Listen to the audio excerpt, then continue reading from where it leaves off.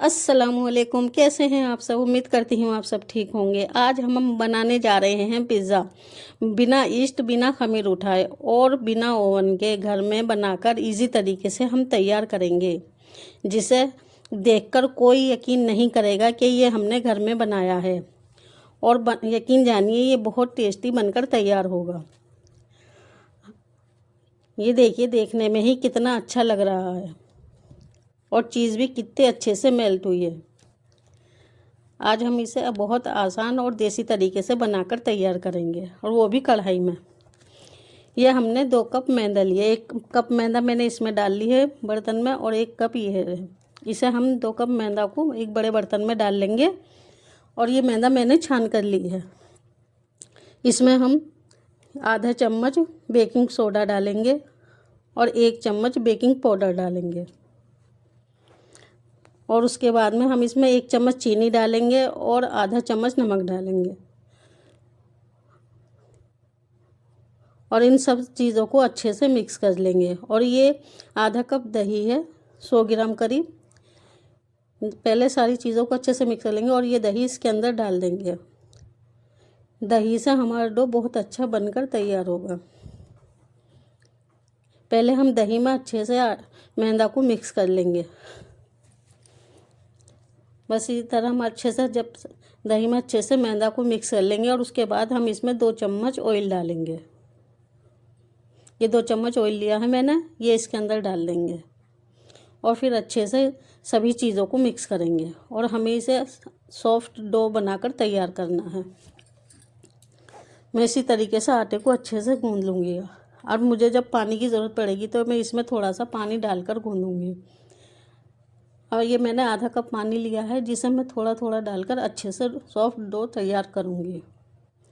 हमारा डो जितना सॉफ्ट और अच्छा बनकर तैयार होगा, उतना ही हमारा बेस अच्छे से तैयार होगा। बस इसी तरीके से हम थोड़ा थोड़ा पानी डालकर इसे आटे को अच्छे से गूंद लेंगे।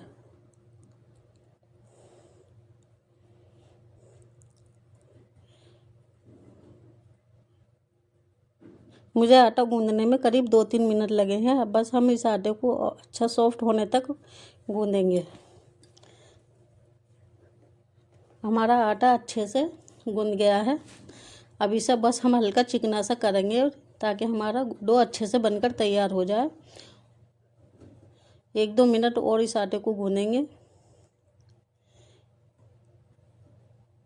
आटा हमारा अच्छे से गूंद गया है। देखो कितना अच्छा और सॉफ्ट बनकर तैयार हुआ है। आटा ज़्यादा सख्त नहीं होना चाहिए, सॉफ्ट ही होना चाहिए।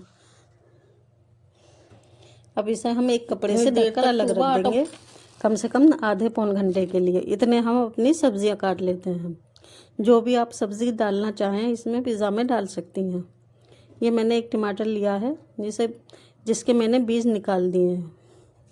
पिज़्ज़ा में टमाटर के बीज नहीं डलते हैं, इसलिए मैंने इन्हें बीजों को बाहर निकाल दिया है।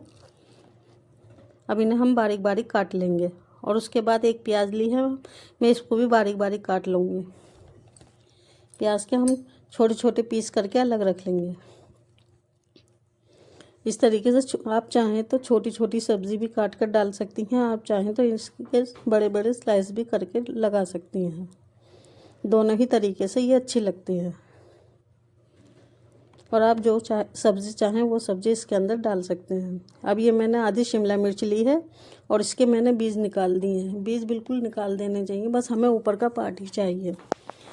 अब हम शिमला मिर्च को भी ऐसे ही बारीक बारीक करके कट कर लेंगे। ये मैंने शिमला मिर्च को भी छोटे छोटे पीसों में कट कर लिया है। अब हमारी सारी सब्ज़ी कट कर तैयार हो गई है। अब हम अपने आटे की तरफ चलते हैं, देखते हैं हमारा आटा कैसा तैयार हुआ।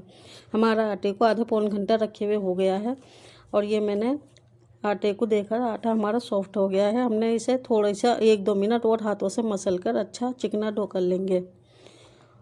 और इस डो को हम 3 हिस्सों में डिवाइड कर लेंगे। ये मैंने 3 हिस्सों में इसे बराबर पेड़े काट लिए हैं। अब हम इन तीनों पेड़ों को बनाकर रखेंगे। पेड़े को हम ज़्यादा नहीं मोड़ेंगे, बस इसी तरीके से हाथों से करके रख देंगे। हमारे तीनों पेड़े बनकर तैयार हो गए हैं। 2 पेड़े मैंने ढककर रख दिए हैं ताकि वो सूखे नहीं। और एक पेड़े को हम लेंगे, चकले पे थोड़ा सा सूखा मैदा डालेंगे और बेलन से इसे बेलेंगे अच्छे से। हमें इसी तरीके से बेलन से आहिस्ता आहिस्ता इसे बेलना है। इसे हमें ज़्यादा पतला नहीं करना है, बस थोड़ा मोटा ही रखना है। बस इसी तरह हम इसे बेलते जाएंगे। जितना हमें बड़ा बनाना है हम इतना बड़ा इसे बेलकर तैयार करेंगे। आप चाहें तो इसे हाथों की सहायता से भी फैला सकते हैं। यह हमारा बेस बिलकर तैयार हो गया है। देखो इतना मोटा रखना है, बस जितना मोटा मैंने इसे बेला है। हमें इसे ज़्यादा बारीक नहीं करना है। अब एक फोक लेंगे और उससे हम इसमें होल करेंगे। पूरे बेस में इसी तरीके से हम होल कर देंगे। इससे हमारा बेस अंदर तक पककर सिक कर तैयार होगा, अच्छे से सिक जाएगा। अभी हमारा बेस तैयार हो गया है। मैं अब इसे एक प्लेट में रख दूँगी और इसे हम लेकर चलते हैं चूल्हे पर। ये मैंने कढ़ाई पहले ही रख दी है, इसमें नमक डाला है और इसके अंदर एक स्टैंड रखेंगे और इसे हम तेज़ आंच पर 10 मिनट के लिए रीहीट होने के लिए रख देंगे। इतने हमारी कढ़ाई गर्म हो रही है, इतने हम तवे को हल्का गर्म करेंगे और इस बेस को इस पे तवे पर डाल देंगे, क्योंकि इसे हमें हल्का सा पकाना है। हमें ज़्यादा नहीं पकाना, बस हल्का सा ही इसे पकाना है। देखो हमारा बेस कितने अच्छे से फूल कर तैयार हो रहा है। बस जब एक तरफ से हल्का सा सिक जाएगा तो हम इसे पलट देंगे। बस इसी तरीके से हमें इसे हल्का सा सेकना है। गैस का फ्लेम स्लो ही रखेंगे। एक तरफ से हम इसे ज़्यादा सेकेंगे और एक तरफ से हम इसे कम सेकेंगे। बस हम इसे थोड़ा सा और सेकेंगे दूसरी तरफ से और फिर इसे हम निकाल लेंगे। हमारा बेस अच्छे से सिक गया है। देखो इधर से ज़्यादा सिका है और उधर से कम सिका है। हमें बस इसी तरीके से सेकना है। उसके बाद हम इसे एक प्लेट में निकाल लेंगे। जिधर से ये ज़्यादा सिका है इधर हम सॉस लगाएंगे और जिधर से ये कम सिका हुआ है इधर से हम इसे नीचे रखेंगे। अब हम पिज़्ज़ा सॉस लेंगे और इसे 2 चम्मच पिज़्ज़ा सॉस डालेंगे और उसे अच्छे से पूरे बेस पे फैला देंगे। सॉस को अच्छी तरीके से पूरे बेस पर फैला दिया है मैंने।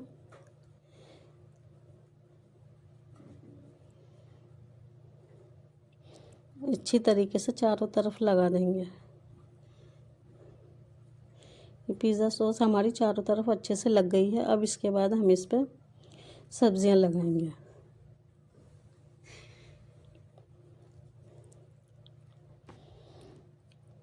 मेरी वीडियो पसंद आए तो लाइक करें, शेयर करें और मेरे चैनल को सब्सक्राइब करें। अब इसके ऊपर हम मोज़रेला चीज़ डालेंगे। चीज़ हम अच्छे से फैलाएंगे और अच्छे से डालेंगे ताकि जितनी अच्छी से चीज़ डलेगी उतना ही हमारा पिज़्ज़ा बनकर तैयार होगा। चारों तरफ अच्छे से हम चीज़ को फैला देंगे। फिर हमने जो ये सब्जियां काट कर रखी थी वो इसके अंदर लगाएंगे। ये मैंने प्याज और शिमला मिर्च के छोटे छोटे पीस चारों तरफ अच्छे से लगा दूंगी।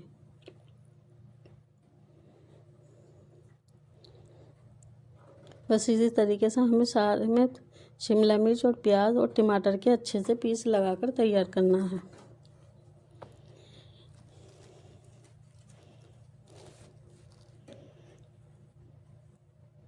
पिज़्ज़ा ये बहुत आसान और जल्दी बनकर तैयार हो जाएगा और किसी को पता भी नहीं चलेगा कि ये हमने घर में बनाकर तैयार किया है। बस इसी तरीके से हम जो बाकी बचे टमाटर हैं वो भी मैं सारे इस पर लगा दूंगी। ये मैंने सारे टमाटर भी लगा दिए। अब इसके ऊपर मैं दोबारा से मोज़रेला चीज़ डालूंगी और ये थोड़ी सी स्वीट कॉर्न रखी थी वो मैंने इसके ऊपर डाल दूंगी।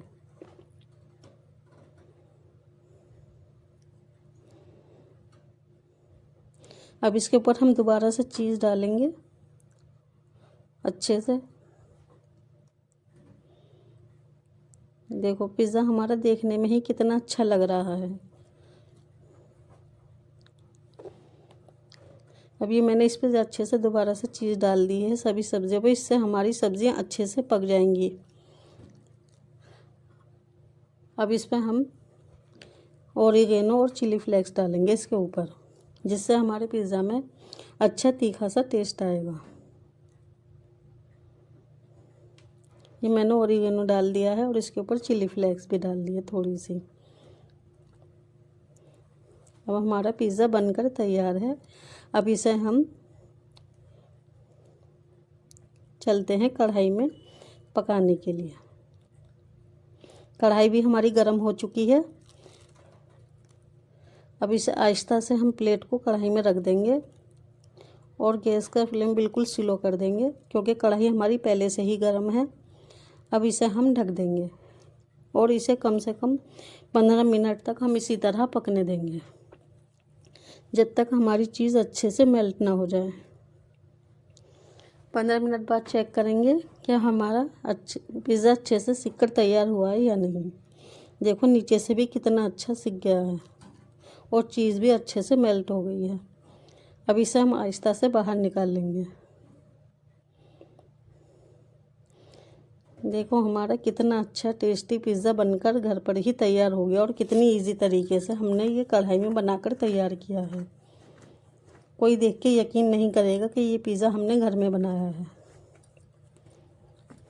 और बिना ईस्ट और बिना खमीर उठाए हमने ये कढ़ाई में ही पिज़्ज़ा बनाया है, बिना ओवन के। और खाने में भी ये इतना ही टेस्टी बना है। आप इसे ज़रूर ट्राई करें, आपको बहुत पसंद आएगा और बच्चों को तो बहुत ही ज़्यादा पसंद आने वाली चीज़ है ये। आप बच्चों को बना कर दें, बच्चे बहुत खुश हो जाएंगे। और आप ये बिल्कुल डोमिनोज जैसा पिज़्ज़ा लग रहा है। अब मेरी ऐसी ही वीडियो देखने के लिए मेरे चैनल को सब्सक्राइब करें और बेल आइकन को दबाएं। अब